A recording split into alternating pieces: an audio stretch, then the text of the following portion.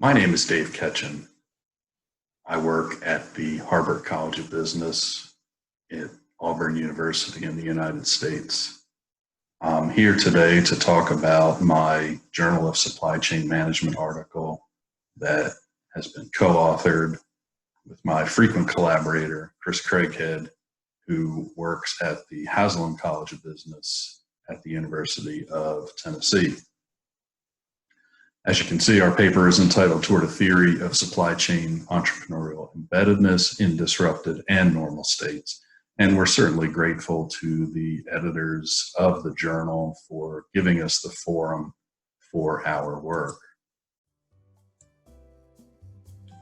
So here's a quick quiz. What organization invented each of the following very tasty sandwiches? The Big Mac, the Filet-O-Fish, the Egg McMuffin. You probably answered McDonald's. Well, not really. Each of these sandwiches was not invented by McDonald's itself, but rather by experimentation that was done by franchisees of McDonald's. So just as one example, the Filet-O-Fish was invented by a franchisee in Cincinnati, Ohio, who was trying to find a sandwich that would appeal to his Catholic customers on Fridays, because at the time, the tradition was that people of the Catholic faith did not eat meat on Fridays. So he came up with the idea of a fish sandwich. It was extremely popular among his customers, and McDonald's ended up adopting it for the chain in general.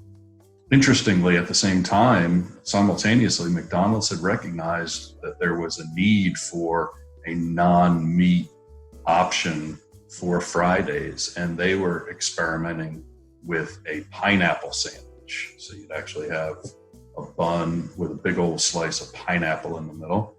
Not hard to imagine why they preferred the Filet-O-Fish, but it's a good illustration of the value that these small franchisees bring to the very large companies like McDonald's. They're almost like little laboratories where experiments can be carried out in very entrepreneurial ways. So this was one of the things. Observing the situation was one of the things that got us started thinking about this particular paper. So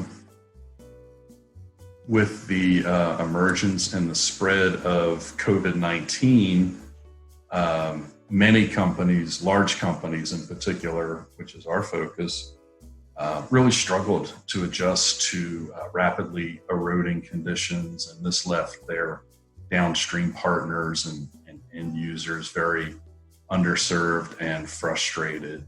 Just as one example, behemoths like Amazon and Walmart struggled to even have sanitizer available for sale, or toilet paper or paper towels, all these very basic items that became very, very desired as COVID-19 spread. So this problem has motivated large firms to rethink their supply chain designs and practices. Like you can see in the example on the screen, Coca-Cola is cutting many, many SKUs to try to simplify their operations. But we wanted to look at, beyond just simplifying a company's offerings, are there ways that large firms could benefit from entrepreneurial thinking, similar to how franchisors like McDonald's benefit from the franchisees? And you saw during the early days of COVID, small distilleries in places like the UK and the US stepping up to fill the gap for hand sanitizer. They were able to pivot very quickly because the way you make whiskey and the way you make sanitizer is very similar. So while Amazon had no sanitizer for sale and Walmart had no sanitizer for sale, local distilleries had it for sale. It's pretty remarkable. So are there ways that those large firms can benefit from those small entrepreneurial firms? So we've come up with this concept of supply chain entrepreneurial embeddedness, and we're defining it like you see on the screen: the degree to which small entrepreneurial business capabilities, things like creativity, ingenuity, resourcefulness, rapid decision making, swift execution, pivoting at a moment's notice, to what extent are those capabilities integrated within a large firm's supply chain? We're suggesting that there's three basic ways to build entrepreneurial embeddedness within supply chains. One is simply acquiring those small companies, buying them up.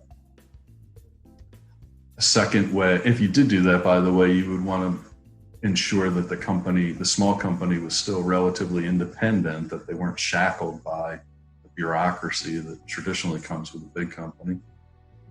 Second way to build SCEE is allying, simply building strategic alliances, partnering with small firms and learning from them.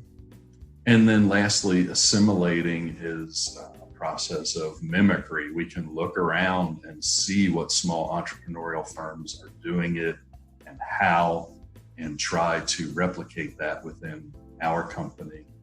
Amazon, for example, has this day one mentality where the CEO encourages everybody in the company to pretend it's day one of the company, and they need to think very entrepreneurially. It's a nice example of assimilating. So we're suggesting that having SCEE within your supply chains can enhance firm performance, as you can see by the main arrow. We're also suggesting at least two contingency factors. One is end user proximity. So how close are these entrepreneurial capabilities to the end user? And also service centrality. We would expect that this particular notion of SCEE is more potent to the extent that service is central to a company's offerings as opposed to products. And you could think about McDonald's, for example, as having a high level of service centrality.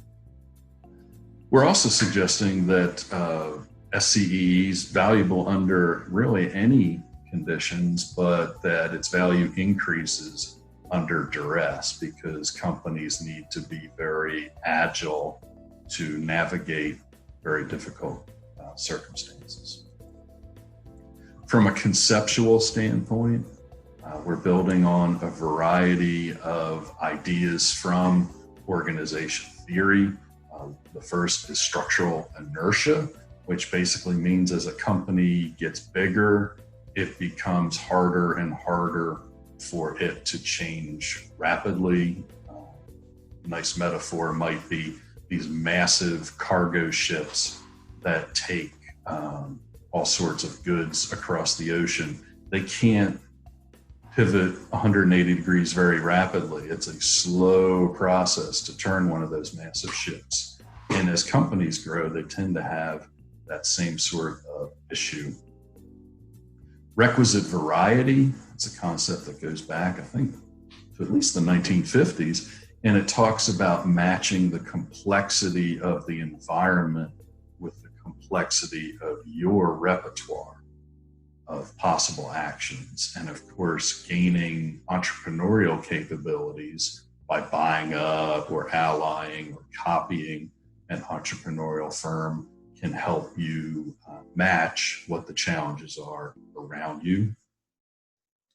Mutualism refers to symbiosis, where you have collaborating firms that rely on each other's strengths to overcome their weaknesses. Big companies tend to have a lot of slack resources, money in the bank, whereas entrepreneurial firms typically do not have a lot of slack.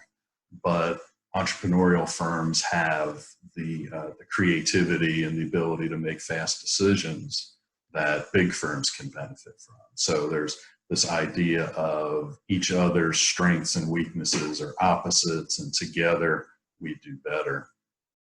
And then lastly, the notion of real options. So this is the ability, but not the obligation, to make a certain move in the future. And the idea is that by gaining higher levels of supply chain entrepreneurial embeddedness, we have more options at our disposal. So if situation goes awry or new challenges come about, we have a bigger quiver of arrows to fight that back.